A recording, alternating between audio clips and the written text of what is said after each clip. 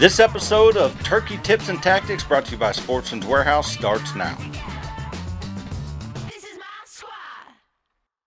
This episode, we're going to go over something that's vitally important to being successful in the turkey woods, and that is your setup. Setup consists of several different things. Could be your decoy setup, whether you choose to use decoys or not, or just knowing where to set up based upon where you're at and knowing where the sun's at, because that's vitally important. You're going to want to set up, if you can, with the sun at your back, and particularly in some shade, because as that sun gets higher, there's going to be more light casted on the forest floor or on the ground. So therefore, you have a lot less ability of being seen if you're in the shade.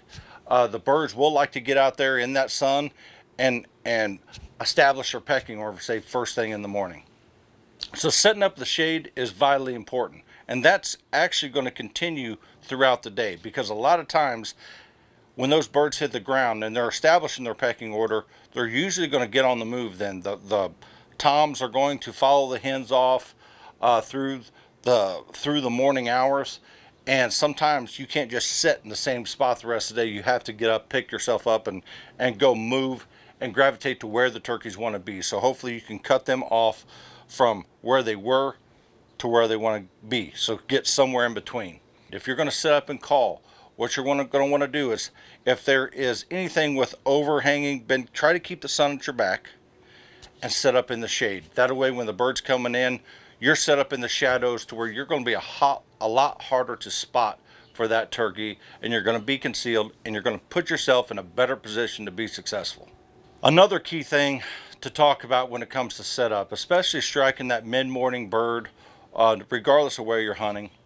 You know, when it gets to that 9 o'clock to 10 o'clock, or 10 o'clock to even 2 o'clock in some of the days where or some of the states that you can hunt all day, a lot of people you hear the term strike a bird up. So they'll go out there, they'll cut a few times on their call, hopefully to get a bird to gobble. Or they'll blow a locator call, which is a crow call. In some cases, some people use a coyote call even, just to try to strike so that bird will give up his location. One thing that I've personally made a lot of this mistake several times in the past, because you just want to call to that turkey because he's answering you. In the middle of the day like that, if you get a bird that answers you and he may sound far away, your natural instinct is going to tell you, I'm going to go to him and I'm going to keep calling. Well, a lot of times what happens is that bird's coming to you as well, so you guys meet in the middle. Next thing you know, you see that bird flying away. So if you have a bird answer you in the mid-morning hours or the afternoon like that, set up, inch into where, even if they sound like they're farther away, because it can be deceiving as far as how far away that turkey is. Set up and call. If he continues to answer you, then continue to call. You're set up, you're ready to go. But if you're calling and you're on a move, and you've got your gun or your bow, your gun over your shoulder, or you're holding your bow, and you're walking towards him trying to close that distance, a lot of times that bird's coming to you and you don't know it, and you guys meet in the middle, and next thing you know, your hunt's ruined. You got to go find another one. So always give it a little bit of time. If you strike up a mid-morning bird like that, set up, give it a chance to let that bird work in and enjoy the hunt, because that bird is going, if he's gobbling coming in, he's going to let you know where he's at. You're going to know whether he's getting closer or further away.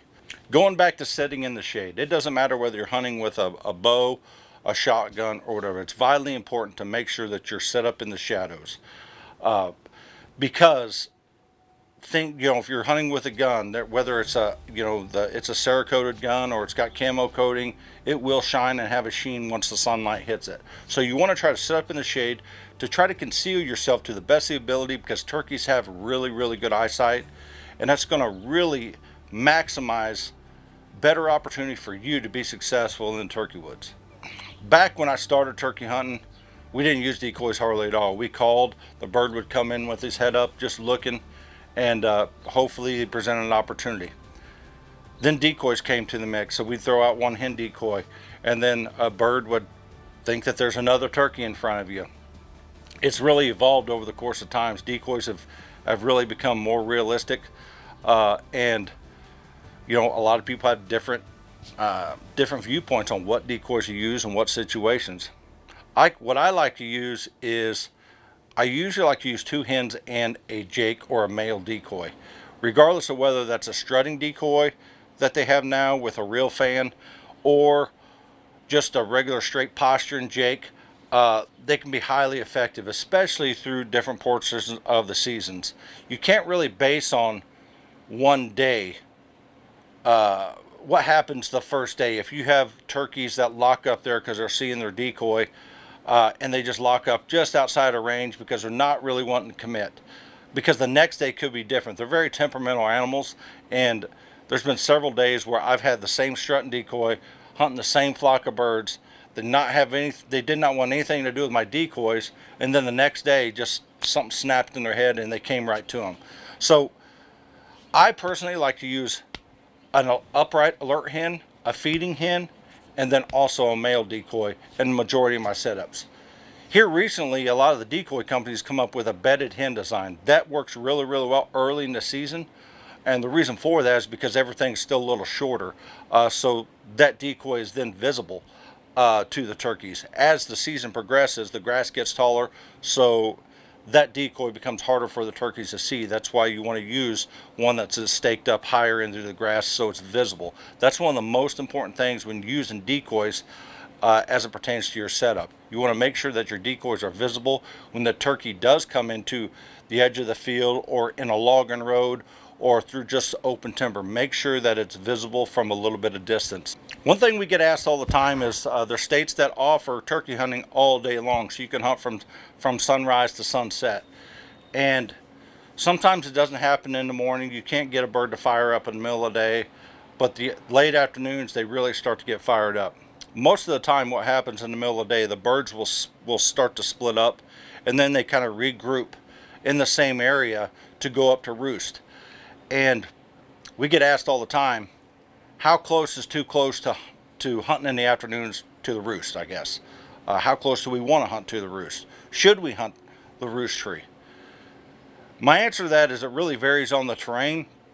The roost tree, if you're hunting a big flock of birds, you could really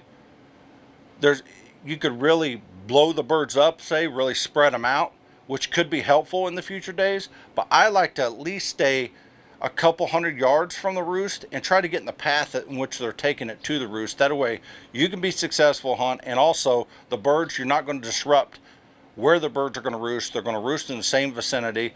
And also, if it doesn't work out, that gives you plenty of space for you to get out and you know where the birds are going to be the next morning. That's a brief rundown on setups, different setup situations. Good luck to you this spring. Thank you for watching this episode of Turkey Tips and Tactics, brought to you by Sportsman's Warehouse.